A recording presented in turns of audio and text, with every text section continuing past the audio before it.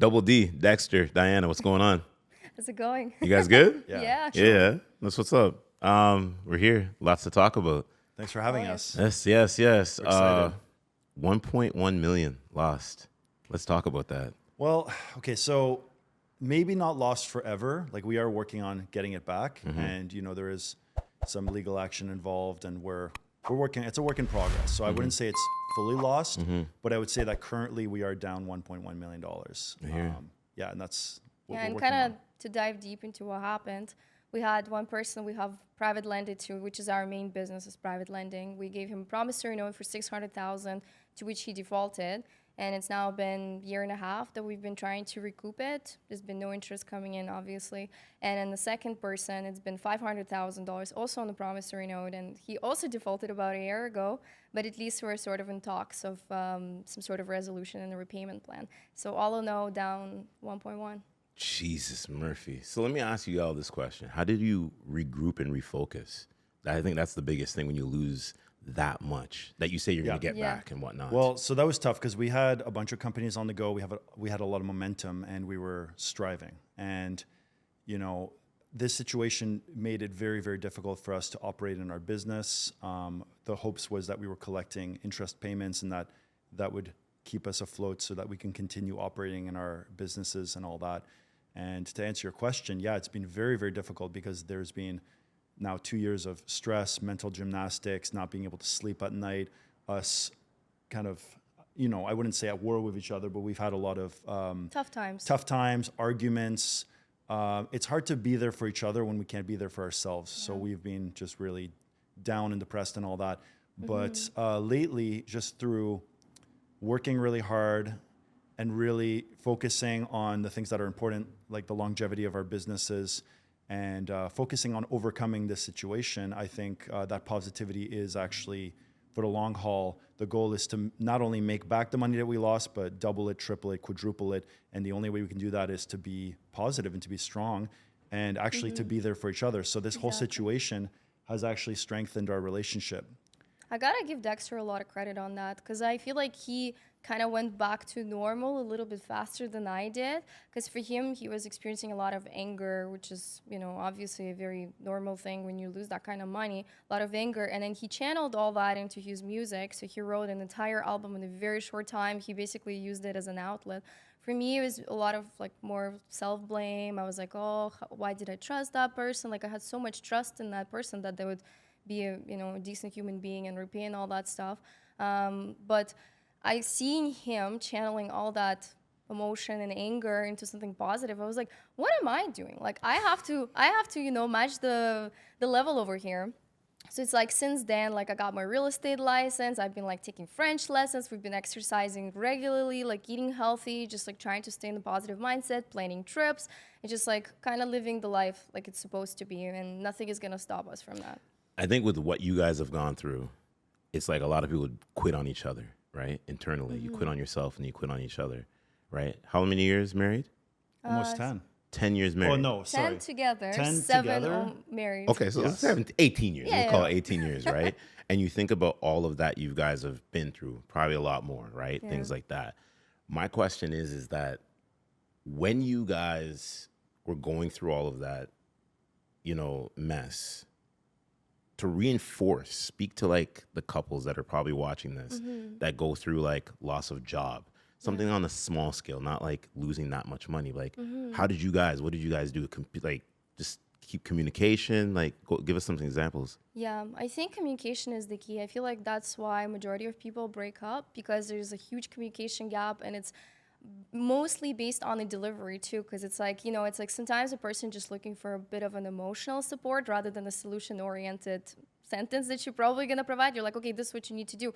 It's that's not what I wanted to hear, right? I want you to understand what I'm going through. So I feel like we maybe got lucky in a sense because it's there were days where I would feel very down and Dexter would just come and be it's going to be okay. We're here in this together. We're in the same boat. The world is round. We're going to go through this. And then there were days the opposite of that, right? Where I would be Dexter, it's going to be okay. So it all came down to a lot of communication on our part. It was a lot of mental gymnastics too, because, we're kind of grieving a big loss.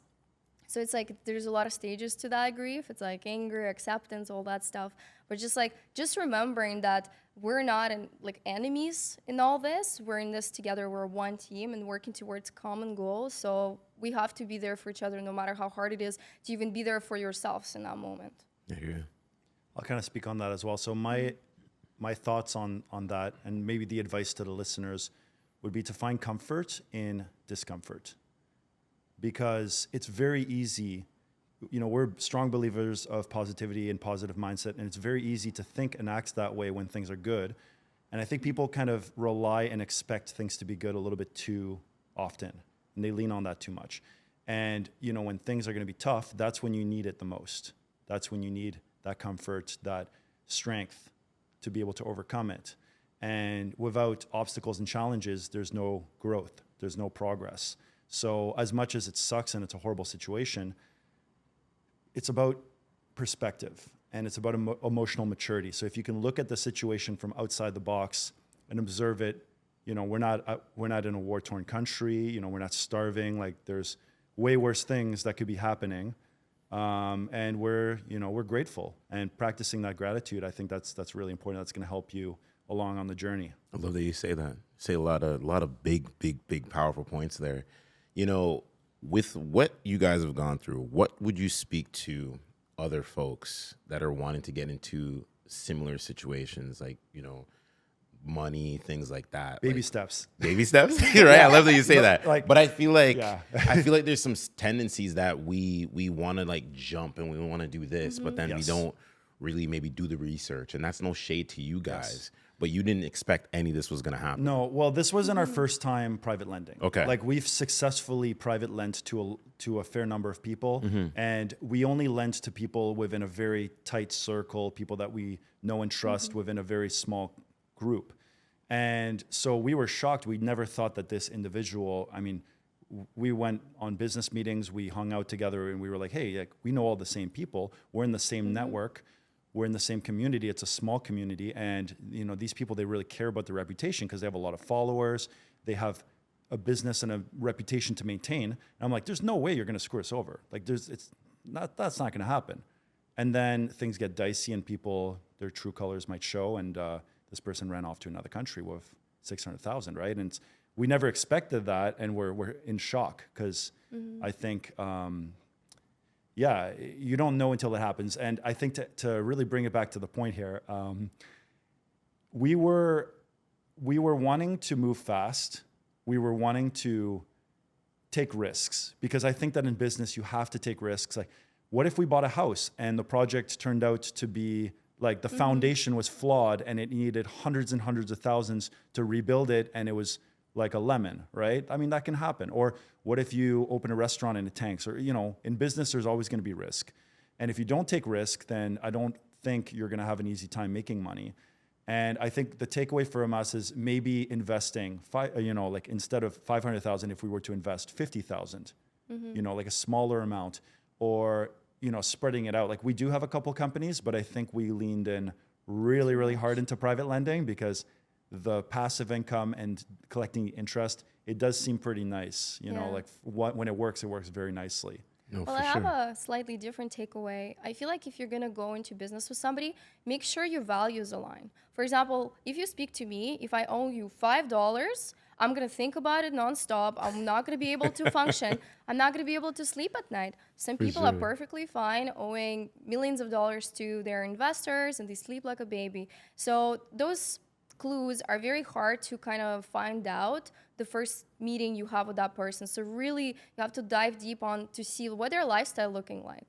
Like, do they have the same lifestyle as you, or are they bougie, for example, right? Like, what kind of money, like, you know, do they spend on certain luxuries and things like that? For me, I'm a pretty frugal person, and certain luxuries, like, I don't really see any value in it. But for another person, it might be, you know, it's a different story. So you really got to make sure that your values align and your lifestyle values also align. Do you think, like, people that listen to your story look at you guys now to be clout-based? You're doing this for clout? Do you guys ever get that? Like, they think you're telling the story on podcast because you're wanting that clout from whatever? I mean, that's a good question. I didn't really think of it that way. my goal here is to warn others of the potential risks, because we didn't know how risky and how dangerous private lending could be, because we're like, we have contracts. If someone were to not pay us back, we could sue them and take them to court and all that. And what we didn't realize is how the legal system is a little bit flawed, meaning there's so many loopholes. There's so many ways that people can move money around. They can file bankruptcy. They can use the corporate shield. They can run to another country. There's so many ways. If someone wants to screw you over, they'll screw you over, right? But to answer the question, we're not really looking to gain clout per se. It's more that we're trying to educate other people, and we're trying to warn people of the risks that, hey, if you want to get into business and investments and all that, I think Diana could speak on that. Her background is finance, Airbnb, real estate, all of these things. And me, I'm more of an artist. Like for me, it's my clout chasing is purely based in my guitar playing, my bands, my audio production, my filmmaking. That's the arts. And I mean, that is a very ego-based industry, and you do have to talk about it. Otherwise, no one's going to know about it, right? Facts. So definitely chasing clout in that department. For sure. I love that you say that. You know? What about for you, though? I feel like just sharing the loss story sticks to people's mind way more than the success story, because they can learn so much from it. They're like, remember that couple? They lost that much doing what? Okay, do we have a risk appetite for this? Like, are we okay potentially having a legal battle for that kind of money? Like, are we okay with this? So it's like, for me, I was never the one. I actually never want to be famous, funny enough. It's like, no, seriously. You don't want to be famous a little bit? No, not even. Before It's we like, recorded this, don't you have like a family member that's like a big influencer or something like that, I heard? no, I don't. Like, no, not that I know. No? Something. I thought I heard some sort of conversation like that. No, it's like, I feel like there's a lot of pains that come with fame. For example, lack of privacy is a big one. Being recognized everywhere. I feel like people want some quiet time sometimes. So it's like, I never wanted to be famous. Like, sure, I want to be successful and rich and influential, but it's like two and two maybe sometimes come together, but I want to be kind of like that silent owner, you know what I mean, who makes the most money, and you have the CEO who is at the forefront of, speaking and stuff like that. So definitely not a cloud for me, but more so just to tell my story. And I feel like I almost owe it to other real estate investors to be like, okay, please just double check everything, okay? Like, just make sure that those values align. Make sure you know who you're going into business with, because you don't want to end up in the same position as we did. And would be happy, of course, to share how that story, look what happened, what was the ending of it, of course. But just knowing that this is a possibility, and maybe you can question your risk appetite when you go into business. The reason why I say that is because, like, I was in a similar situation with the first gym I worked at. And you see where it's all about the lucrative finance and being what he used to do in his past, working in a bank, financial advisor. I know a lot of the money he wasn't declaring, right? So you'd always pay me underneath the table. I was like, why is he paying me underneath the table? Like, I like it and all, but then the next gym I worked at, everything's off the books. Everything is like, you know what I mean? So you look to yourself and you're like, what are you doing? And, probably mattress money underneath, things like that for however many years he's been in business. So it's like, he did some things also that was a little shady that I'm like, man, you can't talk to certain people like that. And I'm like, maybe I should have came out and said something, like, you can't discredit people by the way they look, their size, ethnicity, things like that. And, you see that happen a lot. So, yeah. Well, one more point I was going to add is, so if, let's say you're going on and you're an entrepreneur, you're an influencer, or you're working on building that following and all that, the majority of people, they're going to be talking about all their wins, but no one wants to talk about their losses. I heard you say that before. Right? Yeah. And that's the thing. It's a lot harder to talk about the bad than it is to talk about the good, because if it's called reflecting profits, I believe. But if you go on and you say, hey, I made $1 million this year, I'm going to make $2 million next year, and I'm racking it in, I'm making so much money, then you're going to get more followers, you're going to get more people who are interested in all of that. But I think it's a lot harder and it's a lot more vulnerable to go on and to talk about the losses, because it hurts. It's a really painful situation, and I think if we can help others, if we can, if some other people have come up to us and said, hey, like, thank you, because we almost made a really risky decision, and that situation helped them reevaluate that situation, right? What comes up for you with that? Absolutely. I completely agree with every single point. It's like, if you can just spread awareness, just to make people question, just like for 1 second, I feel like the goal will be achieved. Absolutely. Like when they're analyzing a property or whatever, like, or some sort of investment, or they're going into business with their friends or even family, just maybe think just for one more second, right? Like just that's all it takes from potentially making a huge mistake and then dealing with this for a year and a half. No, for sure. Importance of networking for you guys. That's how we met, networking, Yes. right? We were having lunch, having conversation. This guy comes over. I'm like, yo, back of my mind, I'm like, this guy's a basketball player or something. You know what I mean? I put him on the front line and stuff like that. But what's the importance of networking mean for you guys, your story and everything that you guys are really working with? So getting out of your comfort zone, because it's comfortable to just stay at home and play video games, watch TV. Right. And just even if you're working on your own businesses and things like that, it's, you know, you're in your own bubble, you're doing your own thing. But getting out there, I'll admit there was times where we were like, we don't really feel like going to this networking event, but we're going to do it anyway. We're going to push ourselves. We're going to force ourselves to go. And then we ended up having an incredible time. We met great people and made really amazing connections. And to me, the connections are not like, for some people might go for business purposes. For me, it's more about genuine connections and meeting people, because I've always had a hard time making friends and connecting with people that are on the same level. It's always been Because very you're so tall, difficult for me. right? You got to look Right. down at everybody. Yeah, that's a good one. Yeah. But yeah, I think pushing yourself to get outside of your usual norm and your usual comfort zone, you know, you got to show up, you got to do things differently than you would normally do. And then I think that's very inspiring as well. Because if you're doing a routine, like we're really into the gym now. So we go to the gym, we have our diet, we have a routine, we have all of that. But I would say you have to break that routine to get really inspired. I feel like, So. just to maybe add to that, people are always stuck, like Dexter mentioned, in the bubble. They only have like 5 or 6 friends and they never go beyond that. And there's so much more to that. It's like the saying that network is your net worth is so true. Anytime I go to networking events, I don't know, I don't remember if I've shared that with you. I always go with the goal of making friends rather than making it transactional. Because a lot of people come to these networking events and all they do is just hand over their business cards. I do like accounting, bookkeeping, all that stuff. And I'm like, look, I want to know who you are as a human being. That's what I want to know. I want to know if we're going to go for lunch. I want to know if we're going to go on a trip together. I want to know how I can bring value and how you can add value to my life and enrich it. That's kind of like the goal with my networking. That's usually how I go. And the second people are like, I own blah, blah, blah doors and like all that stuff. I'm like, okay, I want to know who you are. Yeah. And that's the main goal. And so far, all the networking events we went to, it's actually crazy. It's like a domino effect.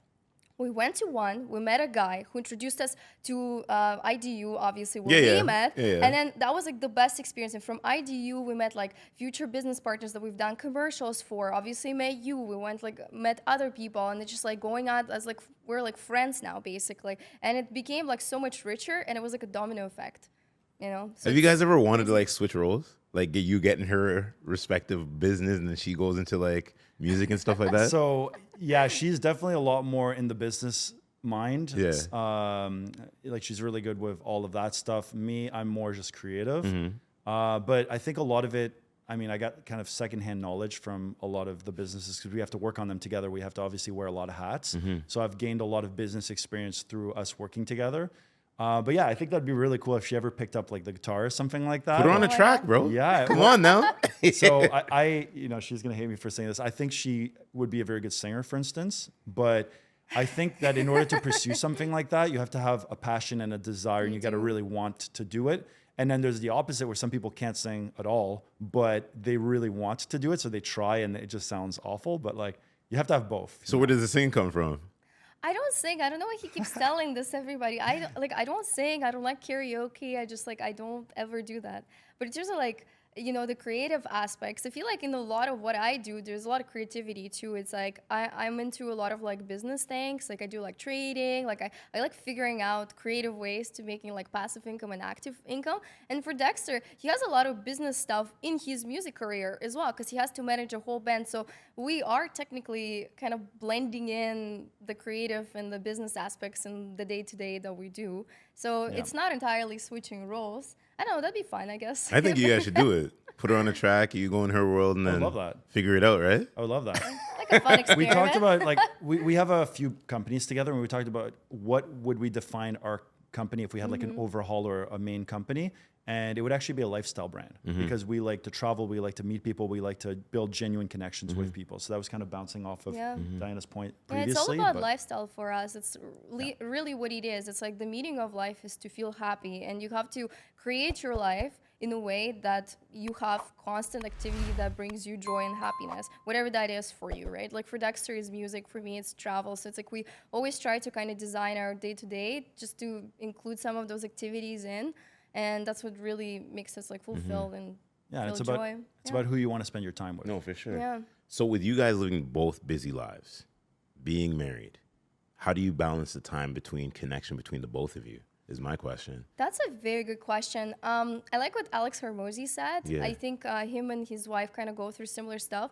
He calls it seasons. It's like for Dexter, he would have a whole season of music. Like, right, he just focuses, puts his head down, he just writes songs, and I just try to create an environment where he can produce and he can create. So, like, I make sure the meals are cooked, the house is clean, the bills are taken care of, and he's just in the zone. And when I go through seasons where, for example, when I was getting my real estate license, I was, like, studying nonstop.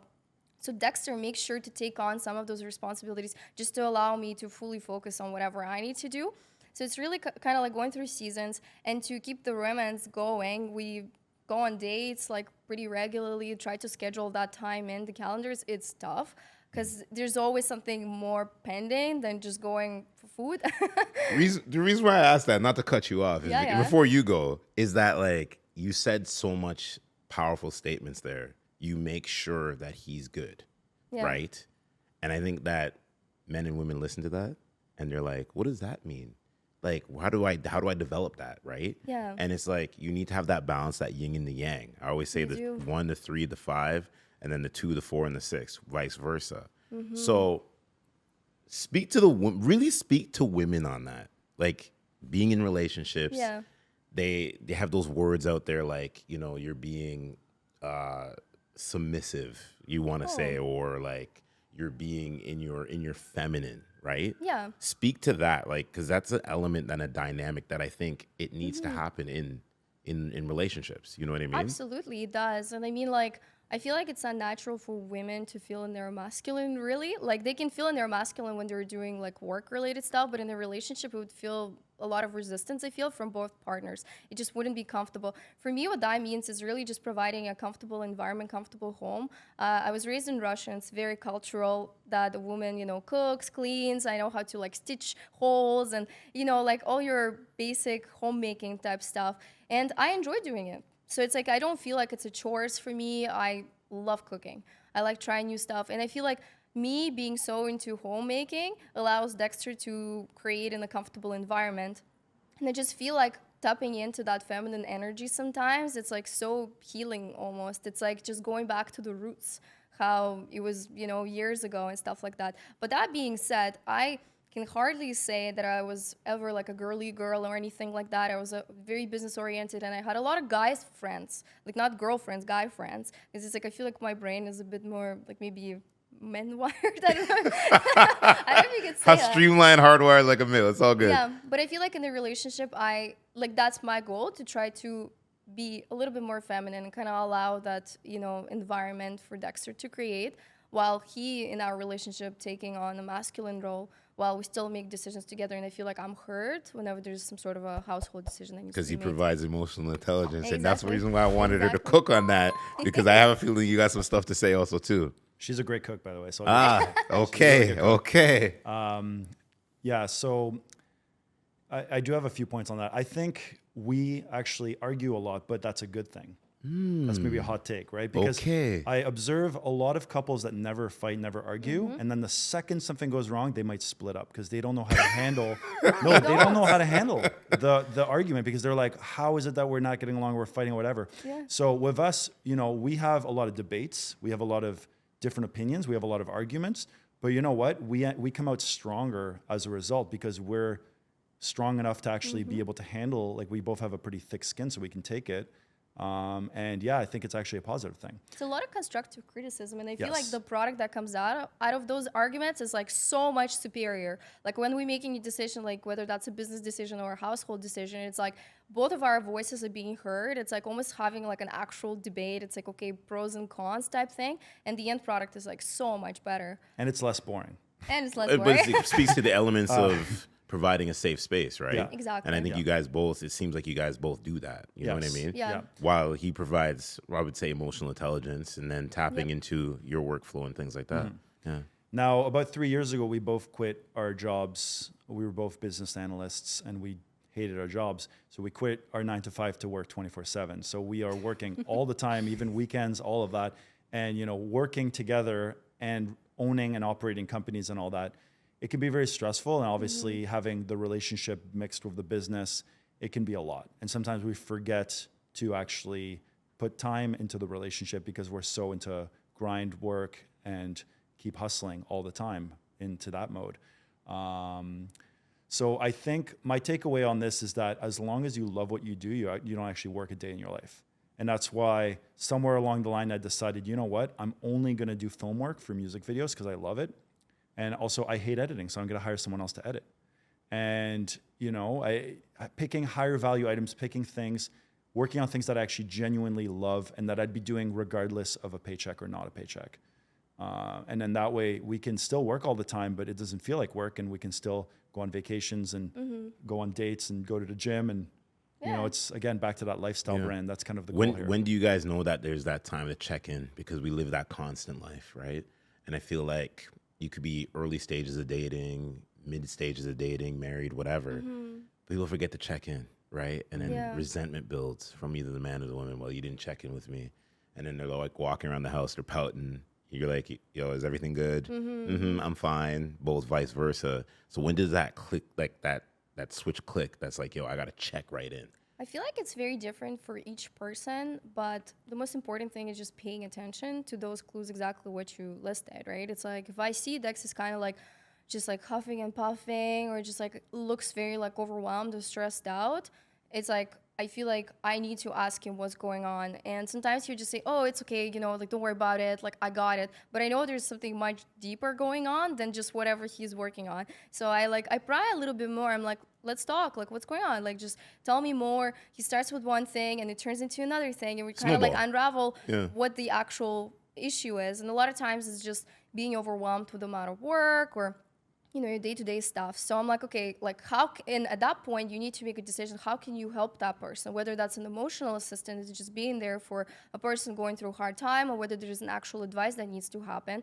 Like a lot of times, a lot of maybe latest like problems that Dexter had is just like being overwhelmed with work. And I'm like, Dexter, let's outsource. Like, you know, we come up with an actual solution. You know, we find it within our budget and just make it, you know, and then the problem kind of disappears. So it's really just being attentive to those clues. I mean, you know your partner best. Facts, 100%. Like, you know your partner 100%. best. So if you see they're kind of looking not themselves, maybe it's time to just kind of dive a little Knock bit on deeper. the door and be like, yo, are you like, good? what's going on? Yeah. It's coming up for you, my man. Yeah, I mean, you pretty much nailed it. Reading the room, that's going to be very important. And I've been really on this positivity sort of. I had a really cool opportunity. I was actually in Arizona and then in California for a musician's retreat, and it was a songwriting retreat, and got to work side by side with Grammy-winning musicians and producers, and I was hand-selected for this event, and it was such an overwhelmingly positive experience, and it was just like a dream come true, and I've just been kind of riding on that high ever since that. So It's good. It's I momentum. came back, literally all the anger, all the stress, all the depression, like completely melted away, and I was like, you know what? There's these massive opportunities that are knocking on my door, and I'm just gonna keep open going to with those. that, you know. And it's been great. Do you think what you guys experience is now, it had to happen for you to meet the right people and kind of get the... He's like jumping in. He just jumps right in, yes. So do you think it's to really provide like a sense of maybe opening that door even more for you guys? Because you talk about maybe, you know, moving, things like that, I'm hearing, you know? You know, we were so complacent before, like it just in hindsight, right? Like we were collecting so much money in the passive income, just traveling like nonstop. We were gone for like 6 months out of the year, best time of my life, best year. But it also we just kind of became a little bit lazier, you know, a little bit more relaxed. It's like not so much like driven and stuff. And that whole situation that happened, it just like a kick in the ass.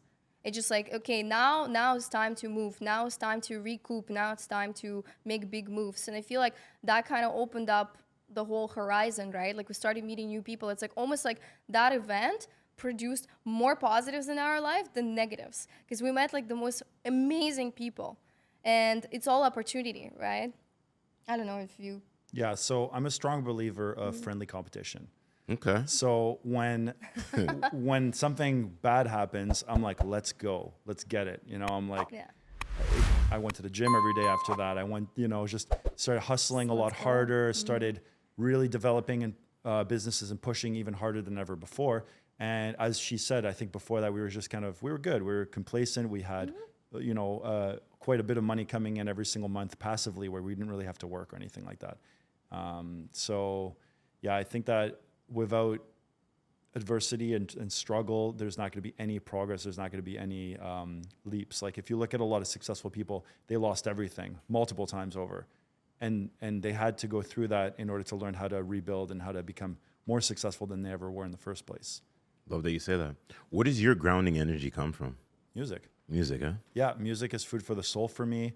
It's I've been playing music for my entire life, basically. Yeah, it's like it's something that I can do, and it's always there with me, no matter where I am. If I'm in a different country, if I'm at home, or if I'm sad, or if I'm angry, I'm happy, I can always channel that energy and put it into music. You know, and if I'm really pissed off, it might be angry metal, or if I'm chill, it might be like some hip hop neo soul, or, you know, it's really all over the map. And I play every style of music because I'm also a producer. So I think for producing, you have to be able to be a chameleon and to play every style of music, preferably, right? Sure. So yeah. You're smiling over there. Where's your grounded energy come from?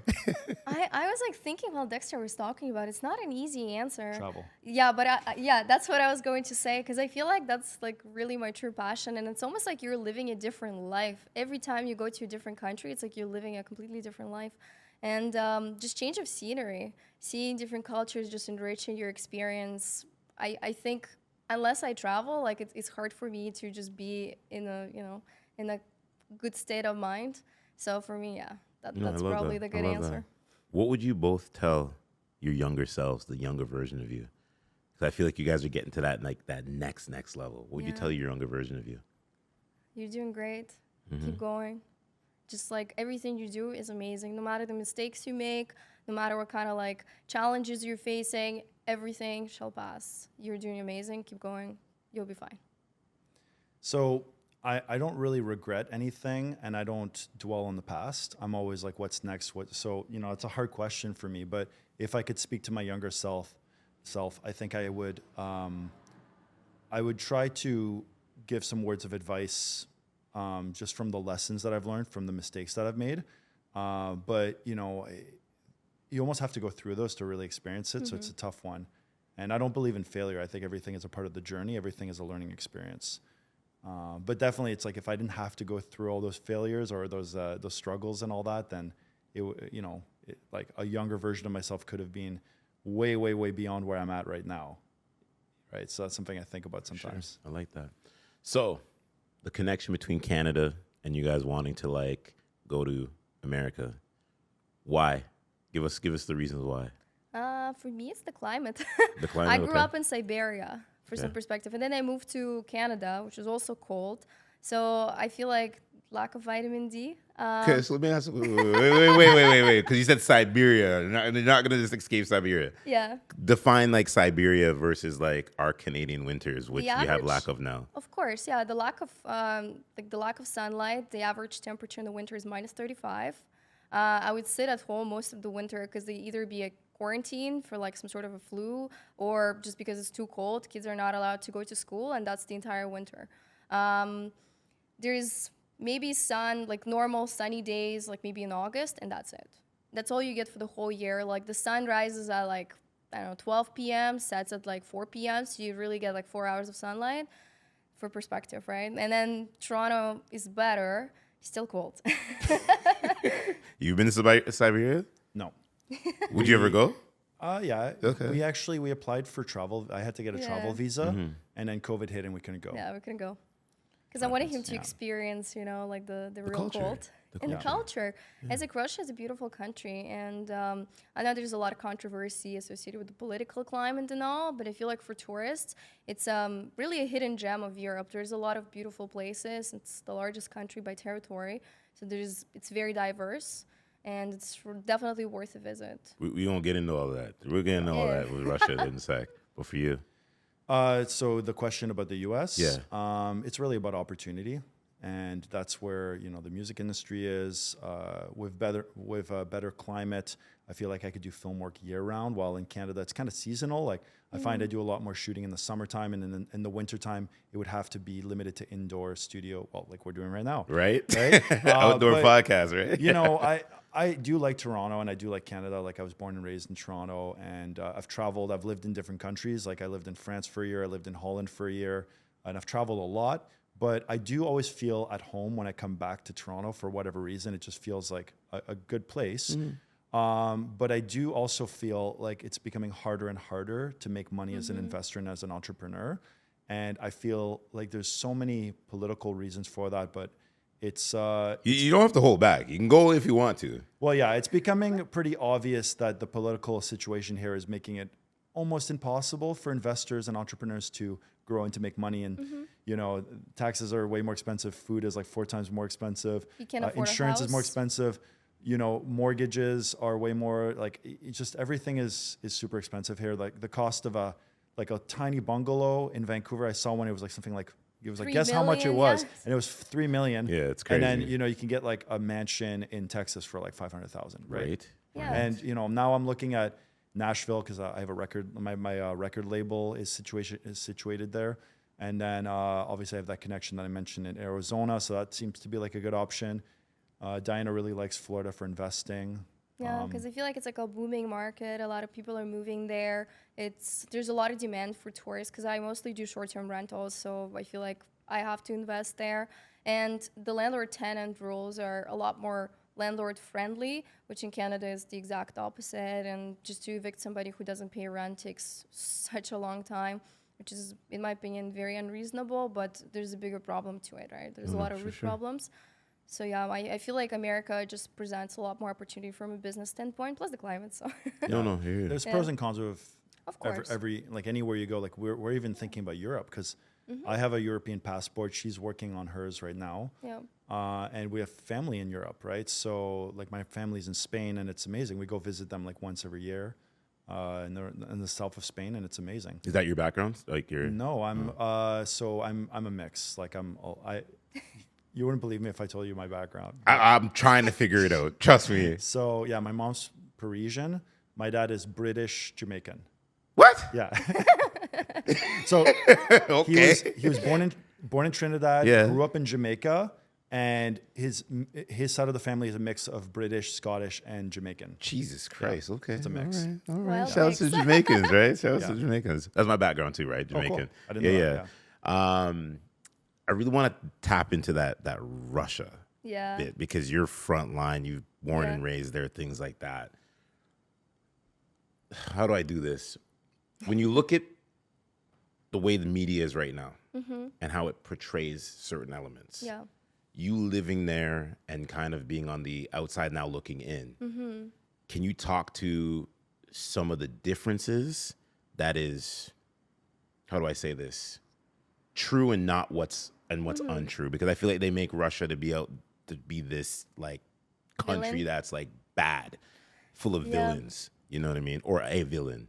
So maybe that's an interesting take, and of course I didn't do any polls there's no statistics behind it, but just talking to my friends and family, there's not a lot of support for the current government, but everybody's super afraid to speak up. Everybody is afraid to, go on the streets and say how much they are actually against what's going on, because they're just scared. And it reminds them of Stalin times, which was a part of Russian history where neighbors would tell on neighbors, and I feel like it's just reminiscing of that time.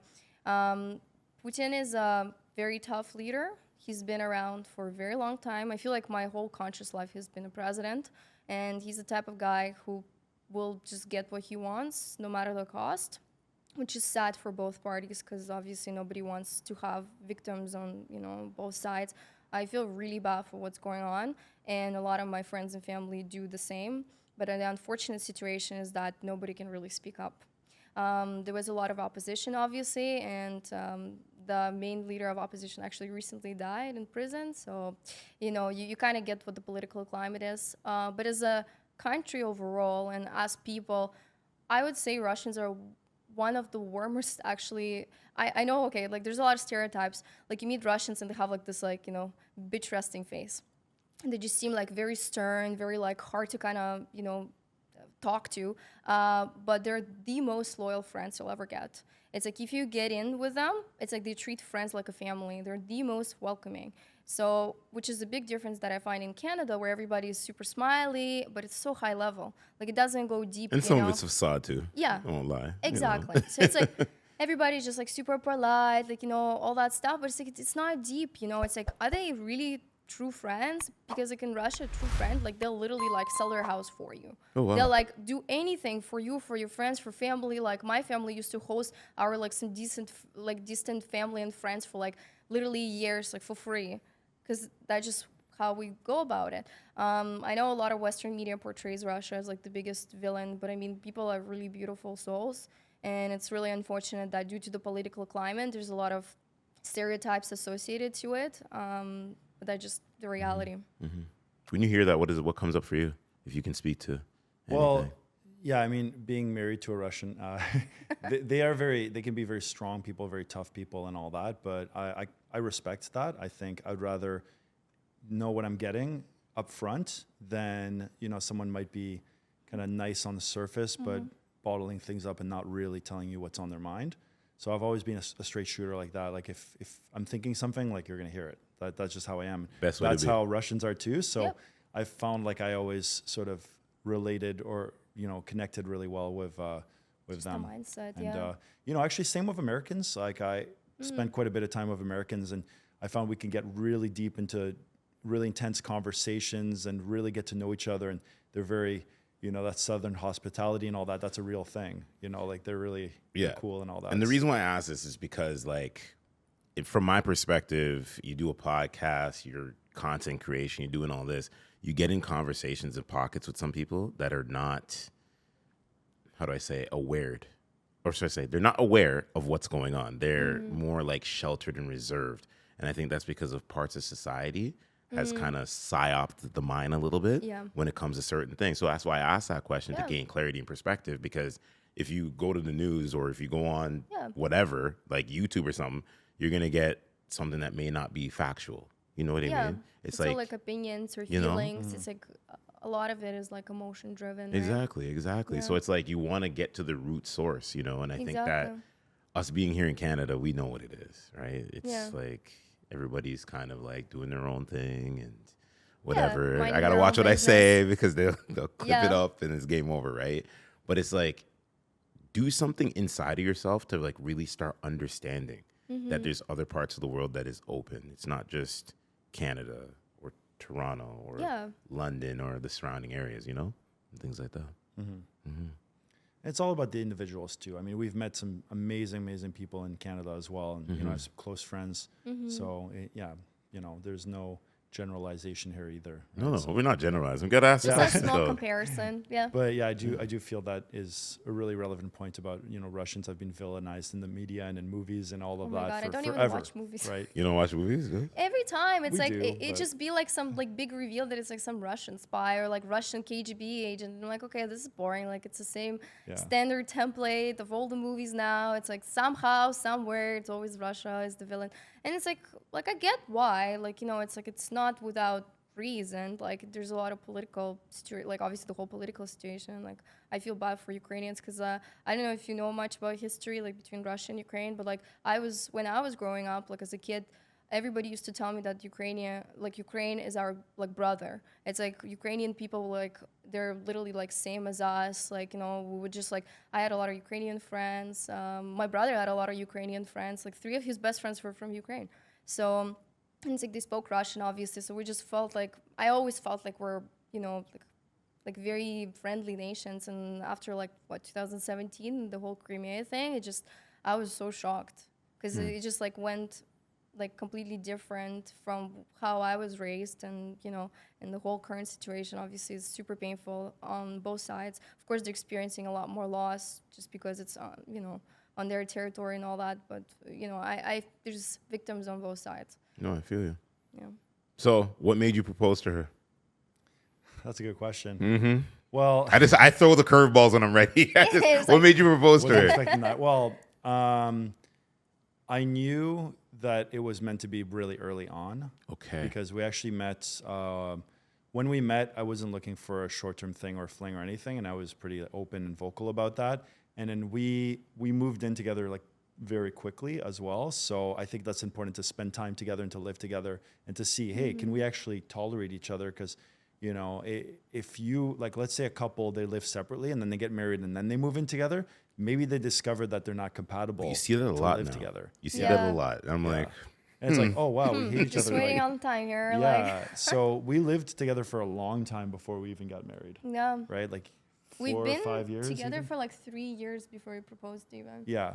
I feel like that was long enough time because we Yeah. were living together for like maybe half of that time period, like half apart and half together, to really just understand like each other's habits.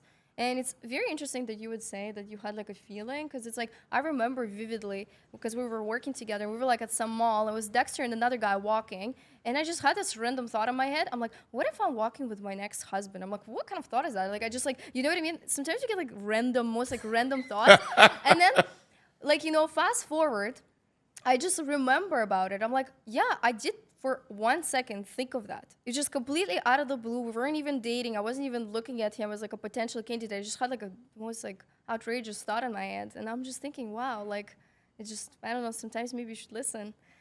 Listen to the voices in your intuition. head. Yeah, I think if it's meant to be, it's not even a thought. It just happens. happens.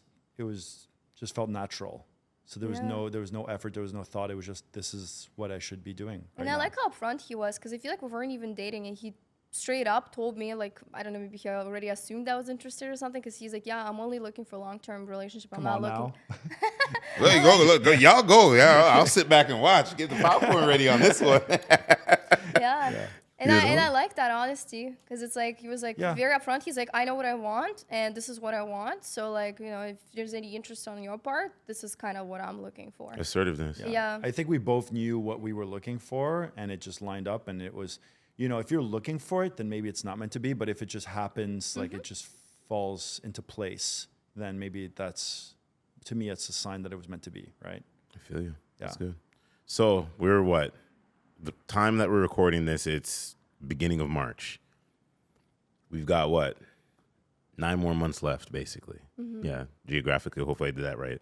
We got 9 more months left. How do you guys want to close out 2024 with like momentum? For me, and maybe for you, Dexter, as well, speak for both of us, I really want to close out that whole 1.1 million loss chapter, because we're in the court process and in talks of some sort of a repayment solution. So that's my number one.